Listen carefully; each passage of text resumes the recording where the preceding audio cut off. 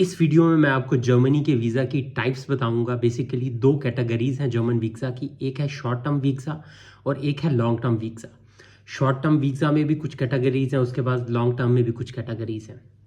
पहले स्टार्ट करते हैं शॉर्ट टर्म वीज़ा, जिसको बेसिकली शेंजन वीज़ा भी कहते हैं और इसको टाइप सी कहते हैं, और ये वैलिड होता है 90 डेज़ के लिए।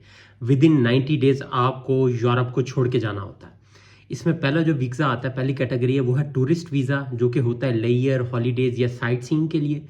दूसरा है हमारे पास विजिटर वीज़ा, जो कि आप यूज़ करते हैं अपने रिलेटिव्स या फ्रेंड्स को विजिट करने के लिए जर्मनी में। और तीसरा हमारे पास है बिजनेस वीज़ा। बेसिकली ये होता है कि जब आपने कोई कॉन्फ्रेंस अटेंड करनी होती है, मीटिंग अटेंड करनी होती है, कंडक्टिंग बिजनेस एक्टिविटीज़ या ट्रेड फेयर्स, जो इस तरह की चीज़ें होते हैं, ये उसके लिए होता है। फिर उसके बाद आता है मेडिकल ट्रीटमेंट वीज़ा, जिसमें आप मेडिकल ट्रीटमेंट के लिए जर्मनी आ सकते हैं, ये भी शॉर्ट टर्म वीज़ा। फिर एक एयरपोर्ट ट्रांजिट वीज़ा, जब आपने ट्रांजिट करना होता है जर्मनी के थ्रू, जैसे यूएसए या कहीं जा रहे हैं तो ट्रांजिट वीज़ा होता है। फिर उसके बाद एक और जो इंपॉर्टेंट चीज़ है इस शेंजन वीज़ा की, जो 90 डेज़ का है, नॉट अलाउड टू वर्क और earn money on short term visa.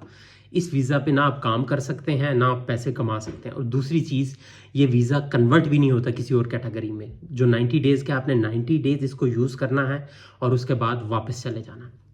अब दूसरी कैटेगरी की बात करते हैं। जो दूसरा पॉइंट है वो है लॉन्ग टर्म वीज़ा, जिसको बेसिकली ये कहते हैं नेशनल वीज़ा या टाइप डी का वीज़ा, और ये होता है बेसिकली 90 डेज से ज़्यादा स्टे के लिए।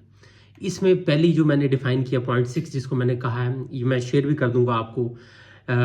इसमें पहले नंबर पे आता है फैमिली रीयूनियन वीज़ा, जिसको कहते हैं FRV, जो कि होता है बेसिकली फॉर चिल्ड्रन, स्पाउसेज या parents joining family in Germany. जो आपके, सपोज मैं यहाँ काम कर रहा हूँ, जो मेरे बीवी बच्चे होंगे, जो मेरे पेरेंट्स होंगे, उनको बुलाने के लिए मैं यूज़ करूँगा।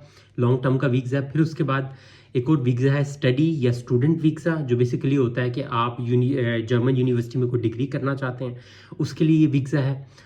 फिर एक और वीज़ा है लैंग्वेज वीज़ा, बेसिकली आप जर्मन यूनिवर्सिटी में यहाँ जर्मनी आके लैंग्वेज सीखना चाहते हैं, तो ये उसके लिए होता है।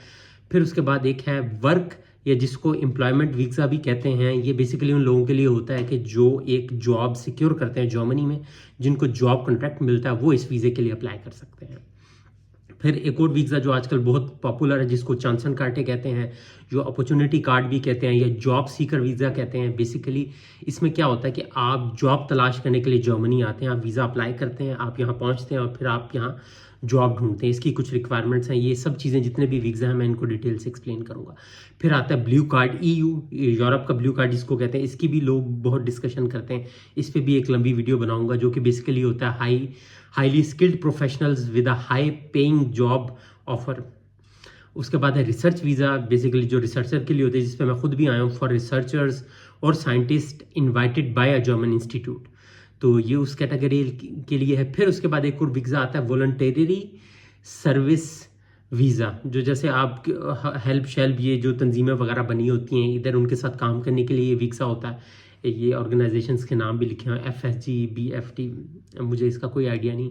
फिर आता है एक और visa AU pair visa. Pair visa basically होता है ये यंग पीपल के लिए, जो कि 18 से 26 साल की उम्र के होते हैं, जो कि यहाँ आके जर्मन फैमिली के साथ रहते हैं और उनके बच्चे की टेक केयर में हेल्प करते हैं। जैसे वो नहीं होते चाइल्ड केयर के लिए जो लोग होते हैं, तो ये वो वीज़ा है। फिर उसके बाद एक वीज़ा कुक वीज़ा, कुक के लिए, जो लोग कुक हैं उनके लिए भी एक स्पेशल वीज़ा इन्होंने डिफाइन किया हुआ। फिर उसके बाद हमारे पास आता है फ्रीलांसर या self employment visa for self employed individuals like artist, journalist, IT professional, ये सब कुछ बहुत सारी चीज़ें आ जाती हैं। फिर उसके बाद एक और वीज़ा आउसबिल्डिंग या वोकेशनल ट्रेनिंग वीज़ा, जो कि होता है ट्रेनिंग के लिए। आप बेसिकली ये होता है कि आप जर्मनी आते हैं, आप यहाँ ट्रेनिंग हासिल करते हैं, ये उसके लिए वीज़ा है। इसमें आपको जर्मन चाहिए होती है। उसके बाद एक और वीज़ा री एंट्री वीज़ा, अगर आप फ़र्ज़ करें आप ऑलरेडी जर्मनी में, आप पाकिस्तान गए या किसी मुल्क गए, उधर आपका परमिट गुम हो गया, तो उसके लिए वीज़ा होता है। तो ये काफ़ी सारे वीज़ा हैं। तो इनको मैं अब अगली वीडियोज़ में यही कोशिश करूँगा कि इन सब वीडियोज़ को, जितने भी वीज़ा हैं, इन पे सब पे सेपरेट एक वीडियो बनाऊँ और एक्सप्लेन करूँ इनकी रिक्वायरमेंट्स क्या हैं, आप कैसे कैसे आ सकते हैं, कैसे कैसे अवेल कर सकते हैं, सब चीज़ें। आई होप आप लोगों को वीडियो पसंद आएगी। अगर किसी का कोई सवाल हो तो वो कमेंट में पूछ सकता है। Thank you.